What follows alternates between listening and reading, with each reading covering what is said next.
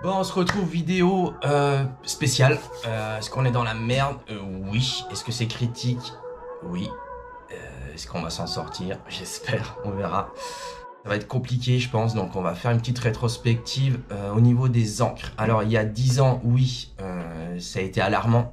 Ils nous ont fait un gros coucou il y a 10 ans. C'est passé à la trappe, donc merci tout le monde qui ont bougé là-dessus, quoi, pour les encres. Ce qui s'est passé il y a 18 mois, ils nous ont refait un gros coucou en nous disant ça va être la merde dans 18 mois, alors bougez-vous le cul. Et bien il s'est rien passé pendant 18 mois, à part une pétition, on est bien d'accord. Après la pétition elle est pas nulle, hein. Moi je l'ai signée au début, je vous conseille aussi de la signer aussi, ça c'est le top. Après ce qu'il faut savoir avec une telle pétition, c'est qu'au-dessus de 100 000, on a un droit de parole à l'Assemblée européenne. Et l'Assemblée européenne ont obligation de regarder cette pétition et de mettre le nez dans notre dossier. Donc ça c'est cool, donc on a passé les 100 000, c'est déjà extraordinaire. Là on est à 170 000 à l'heure où je vous parle, donc ça c'est un super point. Après ce qu'il faut bien se dire c'est que il y aura le passé, il y aura le futur, et le passé, il faut l'oublier, parce que les grosses gammes d'encre qu'on avait, ça c'est fini. Donc voilà, on pourra plus revivre comme avant, ça c'est sûr. Ce qui va se passer au 4 janvier. Le 4 janvier, il y a tout qui tombe. Donc là, à l'heure d'aujourd'hui, tout le monde s'inquiète, tout le monde panique. Oui, il y a des fournisseurs comme ITC, par exemple, qui ont passé toutes leurs encres, donc 100% des encres non conformes, parce qu'il y a beaucoup de choses à savoir, quoi. Après, c'est pareil, les fournisseurs, ils y sont pour quelque chose forcément aussi, mais nous aussi, on y est pour quelque chose. Les fabricants aussi, mais on peut pas taper sur la gueule des fournisseurs tout le temps, on peut pas les incendier parce qu'il n'y a plus d'encre ou il n'y a pas de machin. Donc là, on est tous dans le même panier, quoi. Ce qu'on aurait pu faire, on aurait pu pousser nous aussi les tatoueurs au cul des fabricants d'encre, parce que forcément on n'a rien fait, donc on ne les a pas alertés non plus. Les fournisseurs ne sont pas forcément trop bougés non plus, ils auraient pu aussi casser les couilles à tous les fabricants pour dire oh les gars, dans 18 mois ça pue du cul, il faut se manier le cul. Donc là c'est chaud, quoi. À l'heure d'aujourd'hui, ce qui devait se passer le 4 janvier, c'est qu'il devait passer les jaunes et orangés, 2-3 encres à la con qu'on utilise le moins, donc personne s'est inquiété aussi parce que le plus chiant ça allait être en janvier 2023 avec les verts et les bleus. Du coup ce qui s'est passé là ces 2-3 dernières semaines, ils ont tout mis dans le même panier, ils sont même penchés sur les noirs, donc du coup là on est à 100% dans la merde. Ça sort beaucoup l'isopropyl alcool ou alcool comme vous voulez dire, comme vous voyez sur vos flacons. Après ça, ce qu'il faut savoir, je vais synthétiser le truc vraiment rapide, hein. Je vais pas vous faire un cours comme sur Evo avec les molécules, les machins, les stabilisants, tout ce qu'on sait et tout. L'isopropyl, ce qui c'est en gros, c'est un anti-moussant. Donc en gros, s'ils enlèvent ça de nos encres, tu secoues ton flacon pendant 2 minutes, c'est de la mousse qui sort. Donc ça, s'ils enlèvent ça dans les 90% des encres, ça sera intatouable. Donc ça va être très compliqué. Ce que je peux vous dire, c'est que sur les fabricants d'encre, il y en a beaucoup qui ont le cul merdeux parce qu'ils savent que s'il y a une analyse de leurs encres, ça va remonter, donc il y aura des produits qui passeront pas les nouveaux tests. À l'heure d'aujourd'hui, tout le monde est un peu sur le coup. Le problème que je vois, moi, c'est que il y a personne qui sort un truc. Tout le monde attend qu'il y en a un autre qui bouge et tout, parce qu'en fait, en gros, ils ont tous le cul merdeux, quoi. Les Américains, wait and see, c'est facile, mais wait and see, on y est, hein. C'est le 4 janvier, c'est dans 2 semaines, 3 semaines. Donc là, ça va être compliqué, quoi.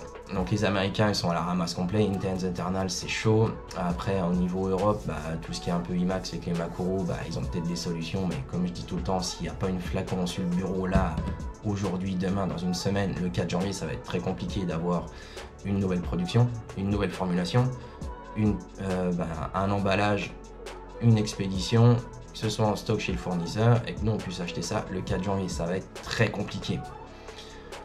World Famous, peut-être éventuellement ils ont une solution, mais c'est pareil, il n'y a rien du tout. Radiant, pareil, hein, les dynamiques, ça passe pas. Donc je ne vais pas faire tout le point sur les encres et toutes les marques parce qu'à l'heure d'aujourd'hui, il n'y a aucune encre qui est sous le flacon du moindre fournisseur. Donc là, ça va être très compliqué. Donc le 4 janvier, ce qui va se passer, oui, toutes les encres sont non conformes. Après, ce qu'il faut savoir, c'est que maintenant c'est une réglementation, c'est plus une législation. La législation, avant, elle disait oui, vous devez avoir une étiquette sur le flacon.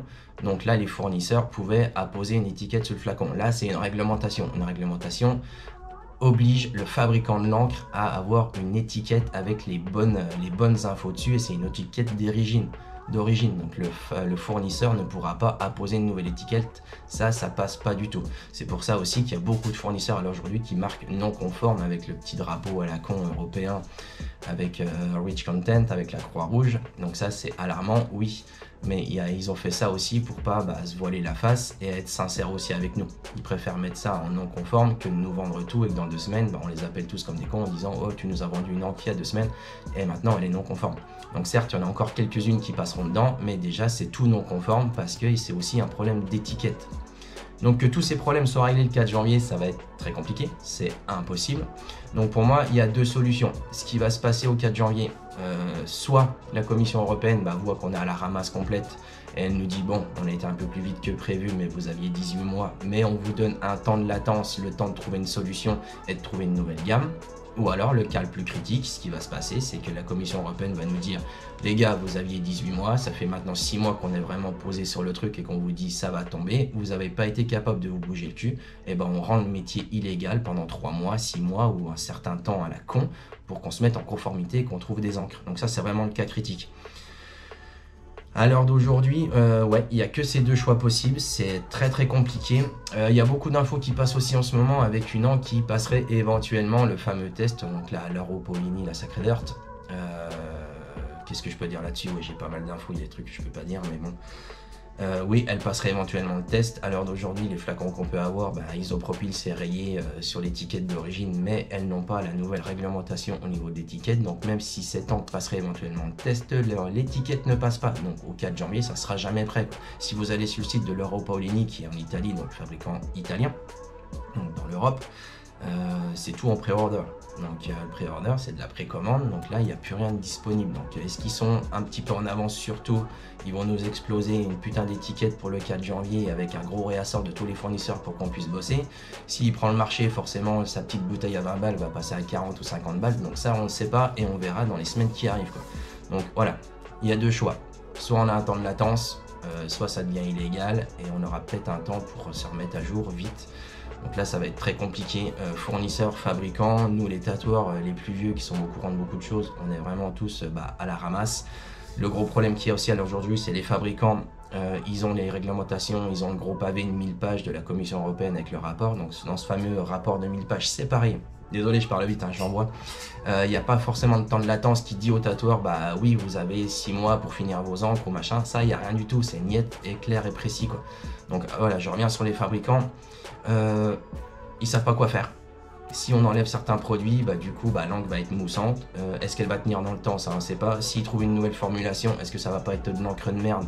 Et si c'est pour tatouer avec de l'encre de merde, ça va être quoi? Ça va être passer 20, 30 heures, 40 heures ou 50 heures sur un dos, par exemple, et que dans 3 ans, le mec qui revienne et que la peau, elle soit à consommer l'encre, soit elle a expulsé pendant la cica, ou alors avec le temps qui passe, quoi. Ça va être compliqué. J'entends beaucoup de choses aussi, les mecs qui disent ouais de toute façon moi je m'en bats les couilles, j'achèterai des pots d'encre et je viderai dans les chiottes et je mettrai mon ancienne encre dedans. Oui, c'est une solution, ça va pas durer longtemps, mais encore une fois, si t'as pas d'encre le 4 janvier avec des bonnes étiquettes et des encres conformes, tu vas mettre ton ancienne encre dans quoi? Voilà. Donc à l'heure d'aujourd'hui, on est dans la merde, oui c'est clair et net. Je peux pas vous en dire plus parce que j'en sais pas plus, les fournisseurs n'en savent pas plus, les fabricants n'en savent pas plus, donc là ça va être...